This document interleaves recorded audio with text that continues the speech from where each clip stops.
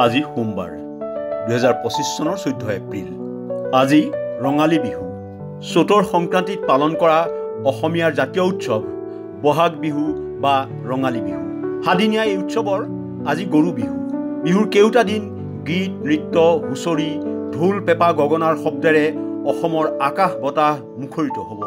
জাতিটোৰ আয়ুস ৰেখাস্বৰূপ এই উৎসৱে স্পন্দিত কৰি তুলিব প্ৰতিটো অসমীয়া মন। উভতি চাওঁ ইতিহাসত আজিৰ দিনটো। শমছাদ বেগমৰ জন্মদিন 1919 চনৰ 14 এপ্ৰিলত ব্ৰিটিছ ভাৰতৰ লাহোৰত জন্ম হৈছিল।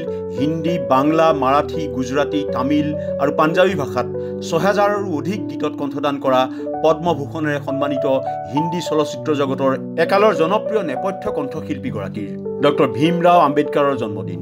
1891 চনৰ 14 এপ্ৰিলত মধ্যপ্ৰদেশৰ মহুত জন্ম হৈছিল ভাৰতীয় সংবিধানৰ খচৰা প্ৰস্তুত সমিতিৰ অধ্যক্ষ আৰু স্বাধীন ভাৰতৰ প্ৰথম আইন আৰু ন্যায় মন্ত্ৰী হিচাপে কাৰ্যনিৰ্বাহ কৰা ভাৰত ৰত্নৰে সন্মানিত সমাজ সংস্কাৰক তথা ৰাজনীতিবিদজনৰ উস্তাদ আলী আকবৰ খানৰ জন্মদিন।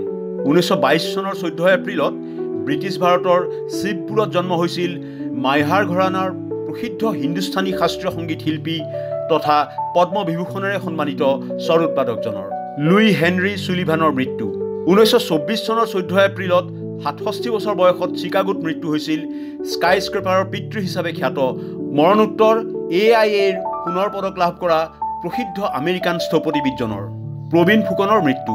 1965 চনৰ 14 এপ্ৰিলত 73 বছৰ বয়সত মৃত্যু হৈছিল সপ্তম অসমীয়া চলচ্চিত্ৰ পাৰঘাটৰ পৰিচালক, পাৰঘাট আৰু লখিমী চলচ্চিত্ৰৰ মুখ্য চৰিত্ৰত অভিনয় কৰা মঞ্চ আৰু চলচ্চিত্ৰৰ যশস্বী অভিনেতা, নাট্যকাৰ, পৰিচালকজনৰ উমাকান্ত শৰ্মাৰ মৃত্যু।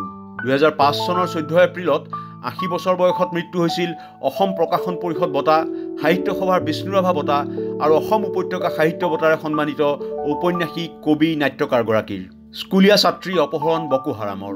2014 চনৰ 14 এপ্ৰিলত নাইজেৰিয়াৰ চিবকৰ এখন বৰ্ডিং স্কুলৰ পৰা সন্ত্ৰাসবাদী জেহাদী সংগঠন বকো হাৰামে 275গৰাকীতকৈ অধিক স্কুলীয়া ছাত্ৰীক অপহৰণ কৰি নিয়ে। এই নিন্দনীয় কাৰ্যক সমগ্ৰ বিশ্বই গৰিহণা দিয়ে। আব্ৰাহাম লিংকনক গুলীয়াই হত্যা। 1865 চনৰ 14 এপ্ৰিলত ৱাশ্বিংটন ডিচিৰ ফ'ৰ্ড থিয়েটাৰত আৱাৰ আমেৰিকান কাজিন নাটকখনৰ প্ৰদৰ্শনৰ সময়ত অভিনেতা জন উইলকেছ বুথে আমেৰিকাৰ ৰাষ্ট্ৰপতি আব্ৰাহাম লিংকনক গুলীয়াই গুৰুতৰভাৱে আহত কৰে। পিছদিনা পুৱা তেওঁৰ মৃত্যু হয়। ইনভিজিবল মেনৰ প্ৰথম প্ৰকাশ 1952 চনৰ 14 এপ্ৰিলত বৰ্ণগতভাৱে বিভক্ত সমাজৰ এজন কৃষ্ণাংগ যুৱকৰ জীৱন যাত্ৰা বৰ্ণিত সাহিত্যিক ক্লাছিক হিচাপে পৰিগণিত মাৰ্কিন লেখক ৰাল্ফ এলিছনৰ উপন্যাস ইনভিজিবল মেন প্ৰথম প্ৰকাশ পায়। প্ৰকাশন প্ৰতিষ্ঠান ৰেমণ্ড হাউছে প্ৰকাশ কৰিছিল বহু প্ৰশংসিত এই উপন্যাস। লিবিয়াত মাৰ্কিন বোমা আক্ৰমণ 1986 চনৰ 14 এপ্ৰিলত সন্ত্ৰাসবাদী আক্ৰমণৰ প্ৰতিশোধ হিচাপে আমেৰিকাৰ যুদ্ধ বিমানে লিবিয়াত বোমা আক্ৰমণ কৰে। সামৰিক ঘাটি আৰু ম্যানমাৰ গাদ্দাফিৰ চৌহদত চলোৱা এই আক্ৰমণত গাদ্দাফিৰ পৰিয়ালৰ সদস্য নিহত হয় যদিও তেওঁ পলাই প্ৰাণ ৰক্ষা কৰে। মানৱ জিনম প্ৰকল্পৰ সফল ৰূপায়ণ 2003 চনৰ 14 এপ্ৰিলত মানৱ DNA ক্ৰম সফলতাৰে বৰ্ণনা কৰা মানৱ জিনম প্ৰকল্প সম্পূৰ্ণ হয়। এই সফলতাই চিকিৎসা, জীৱবিজ্ঞান আৰু জৈৱ প্ৰযুক্তিৰ অধ্যয়নত যুগান্তকাৰী পৰিৱৰ্তন সাধন কৰে। কছোভোত শৰণাৰ্থী কনভয়ত নাটোৰ বোমা আক্ৰমণ 1999 চনৰ 14 এপ্ৰিলত নাটোৱে কছোভোত এটা শৰণাৰ্থী কনভয় সামৰিক কনভয় বুলি ভুলবশতঃ বোমা বিস্ফোৰণ ঘটায়। এই আক্ৰমণত 73 জন সাধাৰণ নাগৰিকৰ মৃত্যু হৈছিল। আটাইতকৈ গধুৰ শিলাবৃষ্টিৰ অভিলেখ 1986 চনৰ 14 এপ্ৰিলত বাংলাদেশৰ গোপালগঞ্জত প্ৰচণ্ড শিলাবৃষ্টিত 92 জন লোকৰ মৃত্যু হয়।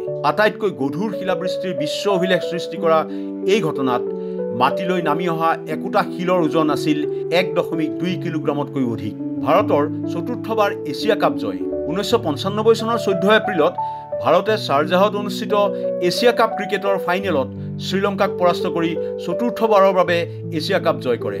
মহম্মদ আজাহাৰুদ্দিনৰ নেতৃত্বত ভাৰতীয় দলে অৰ্জুন ৰণতুংগাৰ শ্ৰীলংকাক 8 উইকেটত পৰাস্ত কৰিছিল। ইনফৰমেশ্যন ডেস্ক, দেশ টুডে।